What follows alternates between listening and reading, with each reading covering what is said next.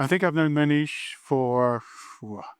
since about 2010, something like that. So about the time we founded HFS, actually, and Manish was, I think you were the COO of the old BPO group. Yeah, or delivery lead that. Delivery lead in India. And, he's been a real voice of energy and vision within Accenture. Anyone who has worked closely with Accenture, particularly big clients on big deals, I'm sure Manish is part of the conversation, and he has been elevated to the Chief Services Officer at Accenture, basically running the whole portfolio of business transformation, AI, and delivery for an 800,000 person company. So there couldn't be a better person to talk to about how to deliver service value at scale and go through the biggest pivot we've ever seen in our industry at the same time, and maybe can share some of the challenges and opportunities ahead. But it's great to have you. Great to have you here, Manish. It's always fun to be here, and always Saurabh is here, Phil is here, and I think we always have a very, I would say, very tense relationships. It's not all easy because we are all the time arguing about stuff, which is always fun, right? With Phil. Yeah. Accenture has to be top of every analyst report. Otherwise, we'll get a rather irate call from Manish or somebody. Usually happens. But let's get started. Reinvention versus transformation. Where has it broken down? First, I just, this event is great. I always like to come for this because just meeting all the leaders from different places is incredible. And this time I had a bonus and a very, I would say I'm just coming from a very emotional meeting of 10 minutes with my ex-boss, which was Debbie, and it was so good to meet her here. And I see so many colleagues, ex-colleagues here. So Phil, thanks for having me here. I think let's go on this reinvention stuff. We all talk a good game on all these things. Right now, we talk a big game around AI and stuff around that. The reality, it is very, very tough. Debbie and I were just chatting that, we were together when we did our first RPA, 2013, and we were together in Mumbai when we were doing it. And now it is 2026. Even the promise of RPA has still not delivered. So let's kind of get extremely real about some of these pieces. Has it been kind of fully deployed by all my clients across the patch? No, not yet. Now, AI has come. We're talking again a massive stuff, and the hyper frenzied headlines everywhere about how the world is changing. Technology is great. Access is great. The cost is coming down every day of that. But guess what? The operating model is still not tuned towards it. People talk about reinvention. Is it permanent? I think it is permanent stuff. You cannot be just going and doing something for few months or few days and kind of hope that it is gone. We put a model, people will make a video, they will put a LinkedIn profile of what great stuff has happened. Where is the ROI? The best part which I always hear is how great the token usage is.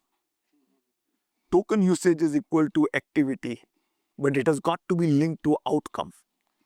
And nobody's talking about an outcome. And I'll give a client example where we were just asked to come and say, help us put AI and just do some few pilots.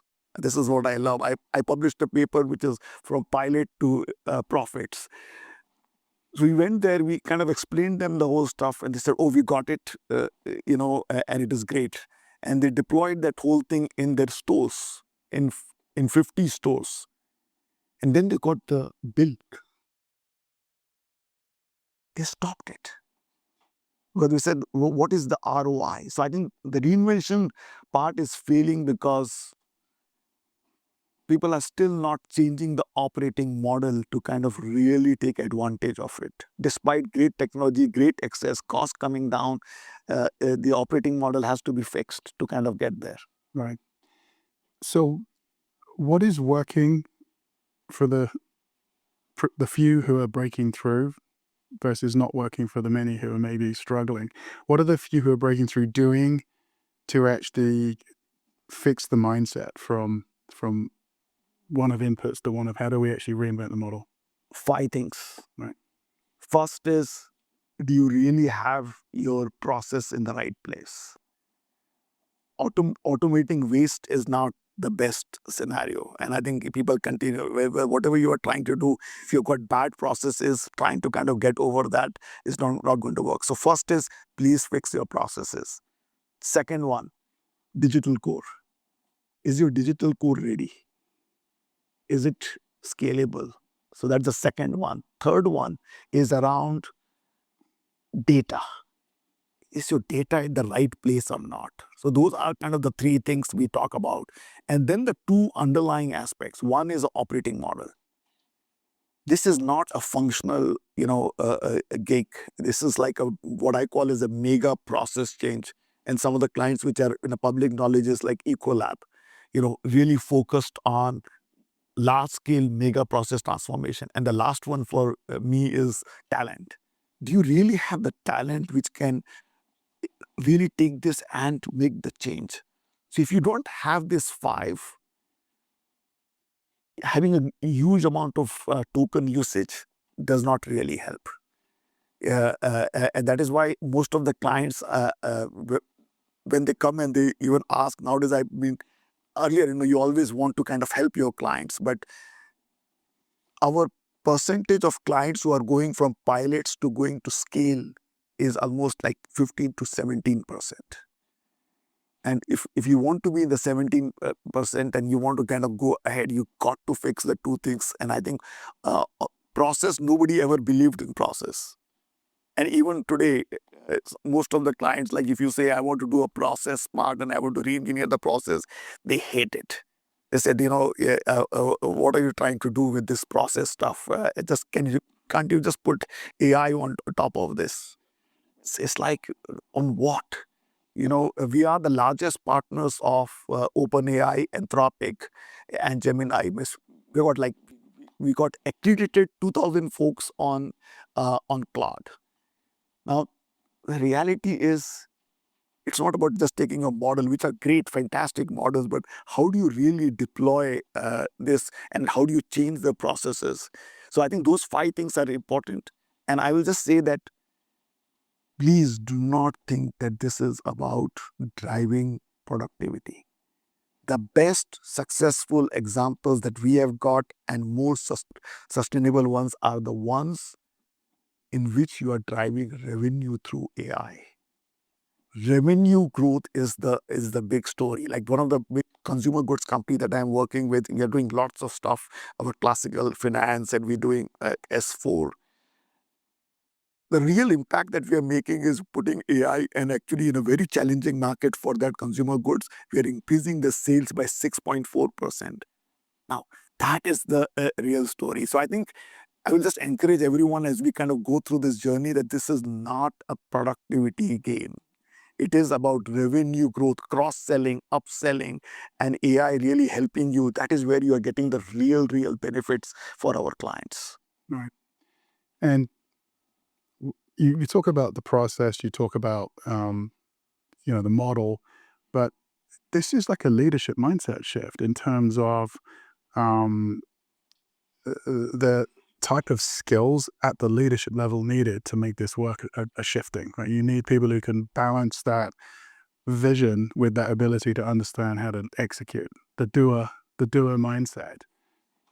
It is, for once, I agree with you, right? Because it is on the, this has to be a CEO agenda. And the most incredible examples that I have are like when I talked about Ecolab, Christoph, who is the CEO, is himself directing this. It means that is kind of just the power of when you are trying to do this. We had, as I think Saurabh was there, we had an analyst meet in Bangalore, I think few days back, and we had a lot of clients who came. Is one of the stories which, I don't know Saurabh ever told you, because he never will tell any good things about us to you. But, it's about UPS CHRO was there. They do what I call as surge hiring in their peak period. We use AI to hire 300,000 folks in 12 weeks. It used to take the whole algorithm and all the stuff. It used to take days. Now we do this in hours. And he said that in a public forum. But people leading, Carol herself is fully involved. Yeah. Daryl herself is fully involved. It is the CEO agenda. It is not something that somebody is doing in the side job or a hobby job on this. Yeah. I mean, I think this is the crux of the big conversations happening right now is if you don't get the CEO, the COO, the CFO bought in to the real outcomes here, you're just ending up with a yet another technology, right? And, as I said, this technology is there. It is a great technology. Let's not criticize the technology if you're not getting the ROI. I'm not seeing the clients saying, like nowadays, even when I go, even Accenture team is kind of showing me the great, pilots that we have done. I always open the P&L. Revenue, COGS, SGA, and I've got the line items in each of them. As they tell me this one, which line item is it going to impact?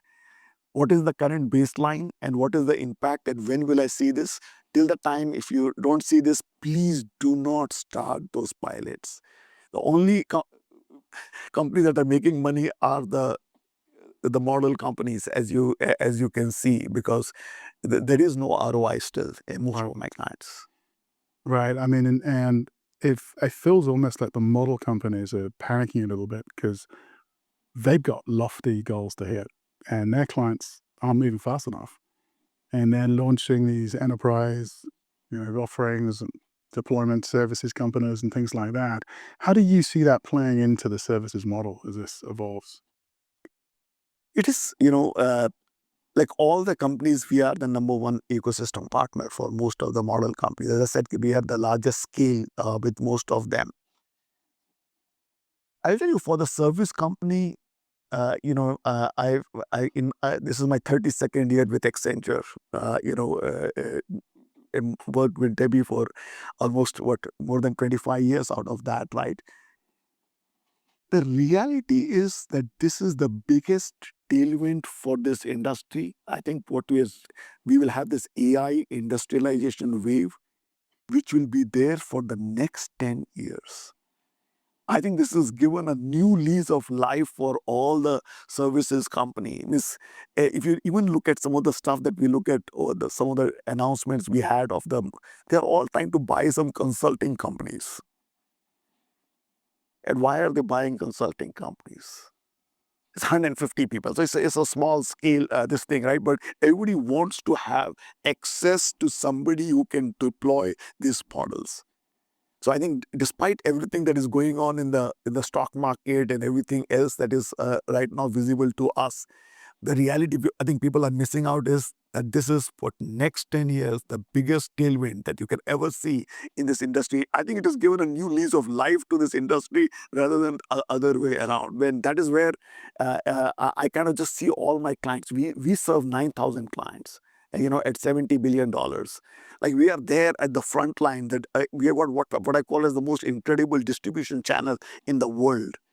And what you need is trusted advisors, trusted relationships who can believe in the model being deployed in the right way. Right.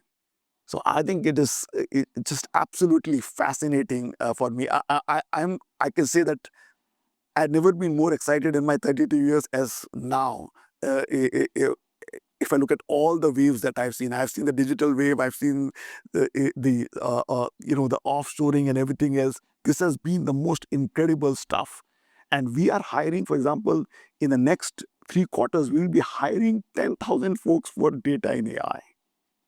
So we are going on on a massive, we will absolutely have rotation and reskilling of talent, but we are hiring entry-level people.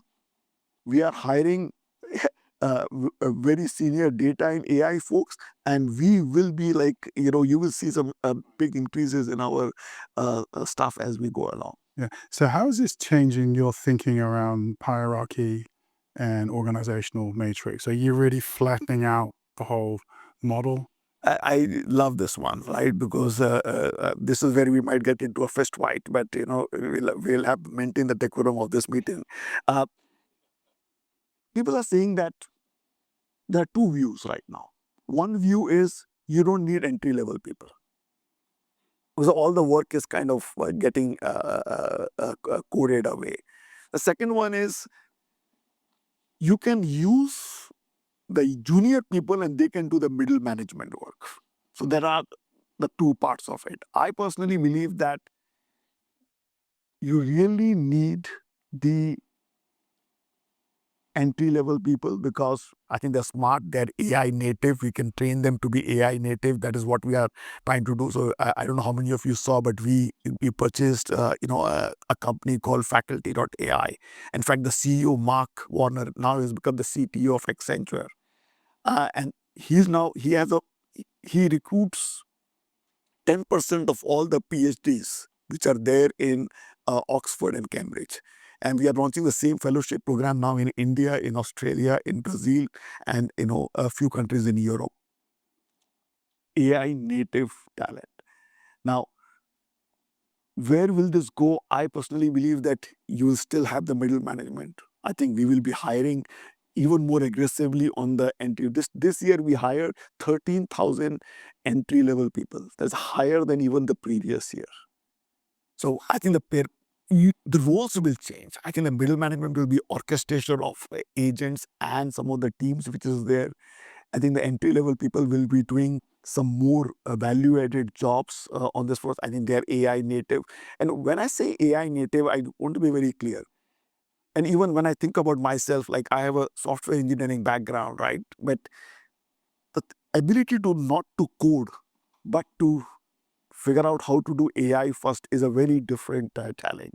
And I don't know how many people will go through that journey on this, but that is what we are trying to get. So mix of right software engineering skills, AI natives, we call them reinvention deployed engineers because we believe that technology is getting commoditized. It's fine. Models will get commoditized over this thing. But the real challenge for us to solve is the intersection of industry, process, data and AI coming together and trying to solve for clients' business outcomes. So think in that way. And our RDE is going to be a very important element. And I think it has never been tried, but can you, in one person, instill function, process, industry along with technology skill sets? Just imagine that part. So I think you just need, a very different skill set. Will we do the same work with less people? Yes. Will the productivity go higher? Absolutely, yes. What we used to do, it will go higher. But will the jobs go away? I personally believe it will never. It's like the same, this thing. We said, this was Debbie, I don't know, in 2020 or I think when you were the CEO, we had a big discussion and we said Accenture will never cross 500,000 mark. And I remember the Pierre was the CEO and Demi was the CEO. We actually said Accenture will no chance to go and cross 500,000. Today we are 800,000. Now, is there a convergence between, like you have this, Saurabh, and you have this thing about services is going to eat software or software is going to eat services? I think they're going to converge. And we are going to create a new category, right? Which, Saurabh and I have been trying to toy with some names. He gave me a name, I didn't like the name. But, so we'll come out with something which is totally different category. Because software services all will be required to deliver some outcome. And it's going to be, I think, probably a very pivotal moment for the industry. Yeah, we were talking about it this morning. I call it the doer model, and it was like taking a Formula One engineer and putting him or her into the car itself to drive it and test it. But you said technology is commoditizing. So this opens up a huge opportunity for people with business skills, people skills, data skills to embrace the commoditized technology, because it's now about managing the technology, not using the technology so much. So this is actually opening up massive opportunities for people. It's like, that's why I'm so excited about what we have today, right? Because just go and see and this is where again, and I think we have heard, and many of you know about the Jevons paradox. The more cheaper it gets, you will just see an explosion of folks. So people say, are you, one of the things which is there is that, oh, Accenture, you got 780,000 people. How is it going to work? Is AI? AI really has impacted only one place in a massive way, which is on the coding side. Do you know how many coders Accenture has? People who code? 30,000. So, it's not like you are doing some real, I will say, you put AI into some of the large, complex legacy organizations, AI will run away with fear. Yeah. Because it is tough to kind of just go and get alignment and deploy, getting the right test environments, putting them in a very, this thing. Mythos has come. So now, we are running, it is creating another massive opportunity in security, actually, identifying new vulnerabilities. And now we are seeing an explosion in security. We are seeing operational technology. Just imagine, nobody has paid any attention on operational technology. And the security in the industrial plants, again, a massive opportunity. If you just look at some of the pieces that we have done, we took, again, I don't know how many of you saw, but we took DLV Associates. So we are creating a network of businesses, and DLV Associate, we took 65%.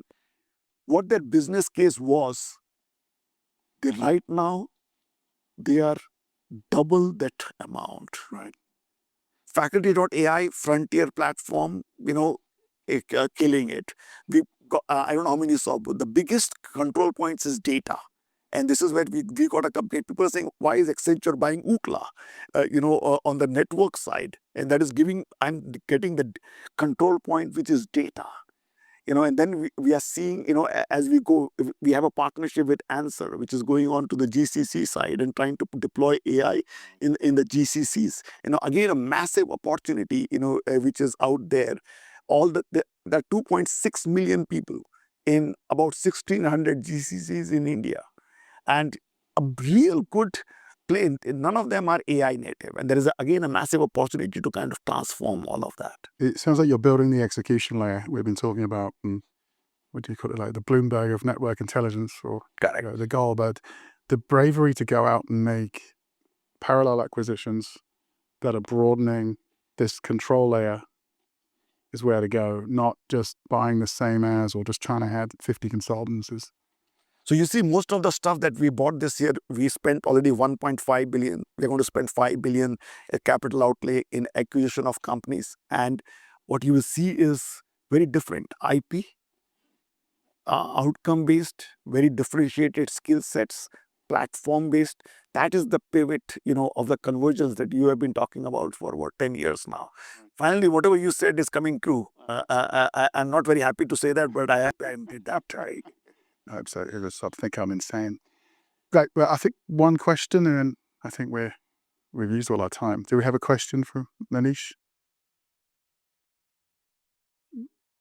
Rohan. Do you think about with the generation of kids in school and high school, there's this debate what they should be allowed to use AI to learn, or they will cheat on tests. So how do we start changing this next generation right when they are in school, allowing them to use AI for good? How do you change the actual tests? That is not I don't think the courses have changed for years, right? The professors or whatever give the same test, which it's very easy to use AI. So how do you start changing the foundational system in any country to where kids now have to be able to learn with AI? The testing is different. You need to actually explain what you did as opposed to get the right answer. And for a math problem, as an example, because that's the foundation layer that needs to change for us to be able to cope up with this, right? Going forward. So that's a very tough question, actually. You asked me the toughest question. and I will not give an Accenture view, I'll give a personal view because I have a strong view on this. I do think that you have to not let kids like forget the basic reasoning ability. So you have to control some of the stuff so that they are learning the basic skill sets as they go along. And I think probably at a certain level, probably I would say, this is again, I've not done, but I'm kind of very interested in the subject. But I think around 11th or 12th grade is when they should be allowed to kind of start using AI in a different way. But you have to have a deep foundation on reasoning, of ability to think. You cannot forget your ability to think. Because finally it will come down to what will be the only thing that remains in this after it is fully commoditized. It will be about experience. It will be about experience. It will be about trust. So all the human qualities actually will come to the fore. So you cannot lose your basic human qualities because that will act as a differentiator. Like I am a big believer that experience is the most important thing in every company that will be there out there in the world, because that will be the only differentiator you can have. So yes, control till some point, but afterwards, let them run with it. Terrific. Do we have time for one more? Atul.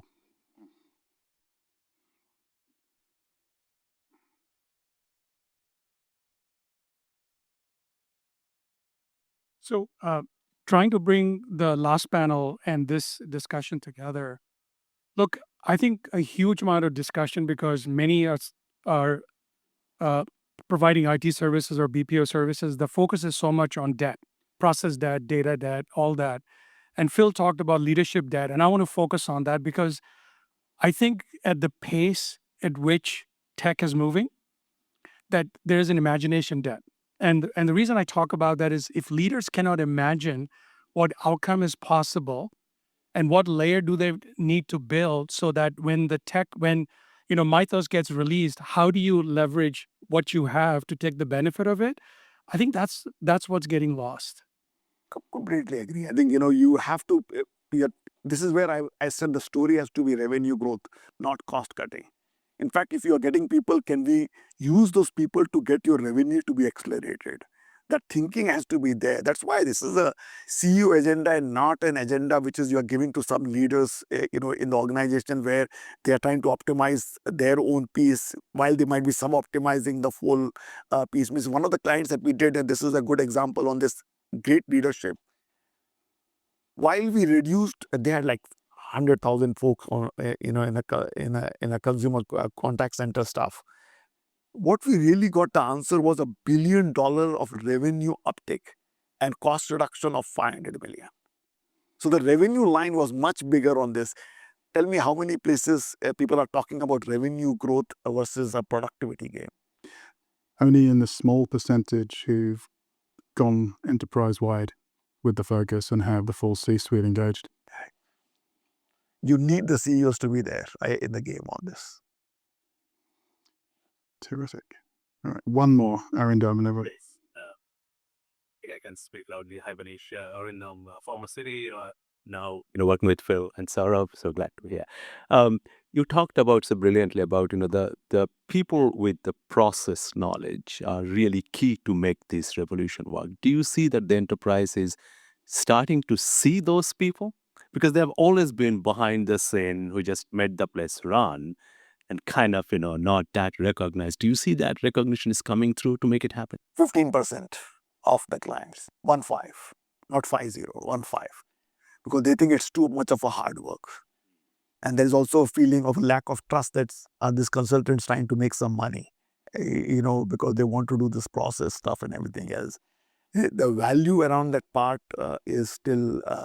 So if you look at the 5 things which I mentioned, process, digital code, data, I think digital code, yes, a lot of focus, still not enough on data, still not enough on process, very little on operating model, and very little on talent. That's why it's a 10-year journey where it will be a massive tailwind, for this industry. Terrific. Well, on that, I'm going to thank you so much. Thank you. Enjoyed it. Thank you, Manish.